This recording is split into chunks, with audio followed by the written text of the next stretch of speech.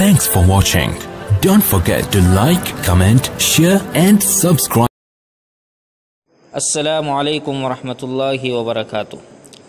محترم دوستو، بعض احباب کی طرف سے یہ سوال کیا گیا کہ خنثی جانور، یعنی اگر کوئی جانور شکل و صورت میں بکرے جیسا ہے لیکن پیدائشی طور پر بکرا یا بکری نہیں بلکہ خنثی ہے، یعنی دونوں کے درمیان ہے، تو کیا اس کی قربانی درست ہوگی یا نہیں؟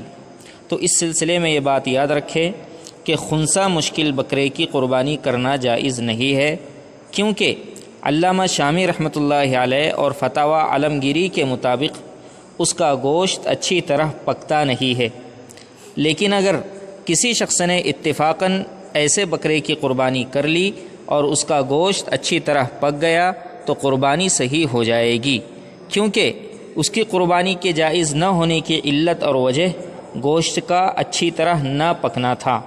اب جب گوشت پک گیا تو یہ بات ظاہر ہو گئی کہ اس کے جائز نہ ہونے کی علت نہیں پائی گئی، اور یہ اصول بھی ہے کہ علت کے ختم ہونے سے حکم بھی ختم ہو جایا کرتا ہے، لہٰذا اس طرح کے بکرے کی قربانی کرنے سے احتیاط ہی کرنا چاہیے۔